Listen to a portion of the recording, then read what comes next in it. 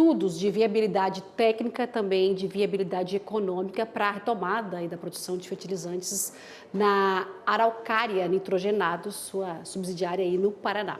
E para falar, para a gente falar mais então sobre o mercado de fertilizantes, como o Brasil, né? Eu converso agora com o Tomás Pernias, que é analista de inteligência de mercado de fertilizantes da Stonex.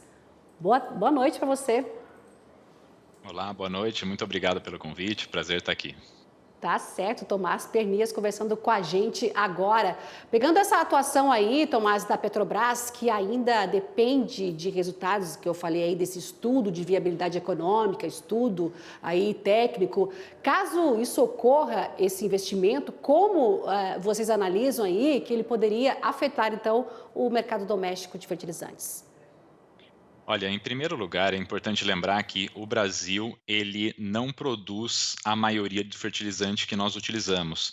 Nós dependemos das importações para suprir a nossa necessidade nacional e, portanto, nós temos uma grande vulnerabilidade em relação à necessidade de fertilizantes, uma vez que nós precisamos nutrir as nossas plantas e nós precisamos importar essas mercadorias. Então, caso esse investimento da Petrobras se materialize, trata-se de um passo em diminuir essa vulnerabilidade que nós temos em relação à nutrição das nossas plantas. O Brasil, ele é um grande produtor rural, a gente junto produz muitos alimentos, ajudamos a diminuir a insegurança alimentar do mundo, mas nós temos algum grau de insegurança alimentar das nossas plantas, uma vez que nós não produzimos fertilizantes o suficiente aqui dentro. Então, caso essa produção da Petrobras se materialize, é um pequeno passo em diminuir essa necessidade de importar fertilizantes que nós temos atualmente. Mas é sempre bom a gente falar desses passos, né, desses pequenos passos aí que você falou, são projetos assim que podem então reduzir essa forte dependência aí do nosso país por fertilizantes no exterior, não é? Agora, a busca então por ureia, amônia, potássio, NPK aí, no ano passado seguiu uma tendência diante dessas oscilações aí do mercado internacional. Eu te pergunto, mas como é que está a demanda e os estoques hoje? Olha, nesse momento nós estamos entrando no segundo semestre do ano e sazonalmente o consumo de fertilizantes no Brasil aumenta nessa época do ano. Então, se no primeiro semestre o que a gente viu foi uma demanda enfraquecida em várias regiões do mundo, era uma oferta ampla de mercadorias em diversas regiões, e isso causou uma deterioração de preços gradual. Não é o que a gente tem verificado nas últimas semanas e principalmente nos últimos dias. A demanda no Brasil aumentou, principalmente em função da aproximação do plantio da soja.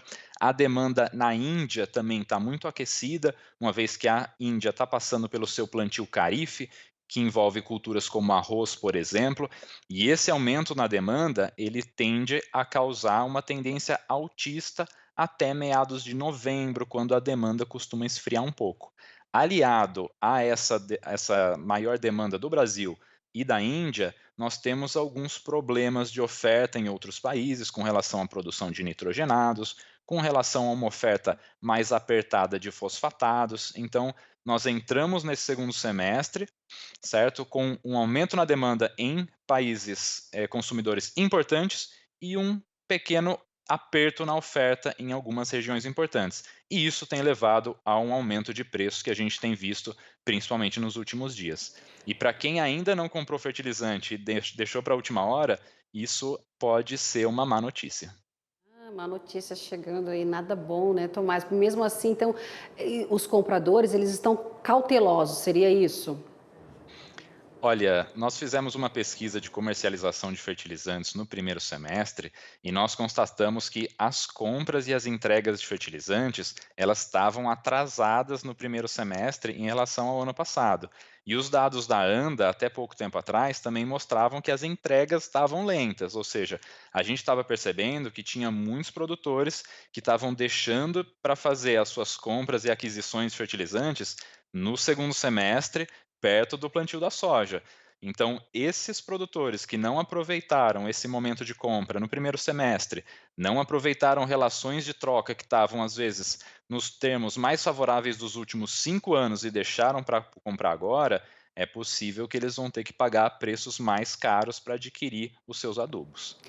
E para os próximos anos aí, eles podem então marcar essa recuperação aí do consumo de fertilizantes? No ano de 2022, o que nós vimos foi uma destruição da demanda, uma vez que os preços subiram vertiginosamente e as regiões que puderam diminuíram o seu consumo de adubos.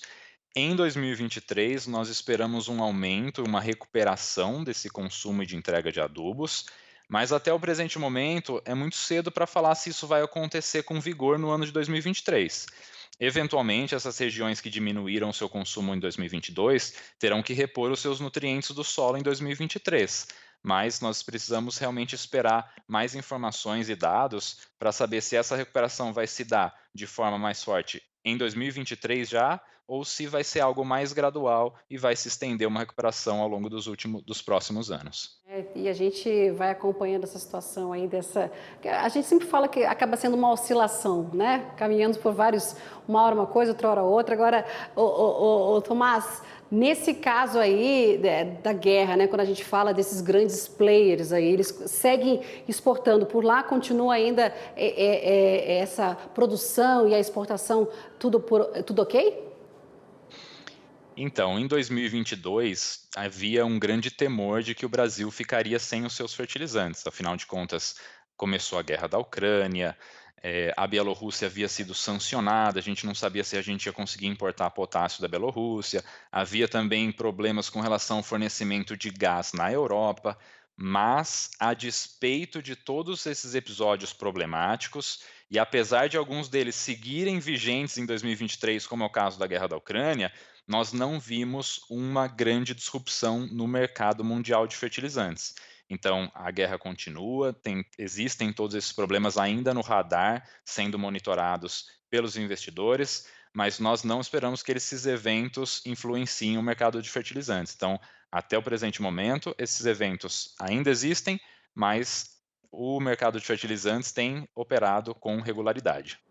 Tá certo, Tomás, eu queria agradecer muito a sua participação aqui hoje comigo no AgroMais 17 horas. Eu conversei com o Tomás Pernias, que é analista de inteligência de mercado de fertilizantes da Stonex. Mais uma vez, obrigada e até uma próxima, Tomás.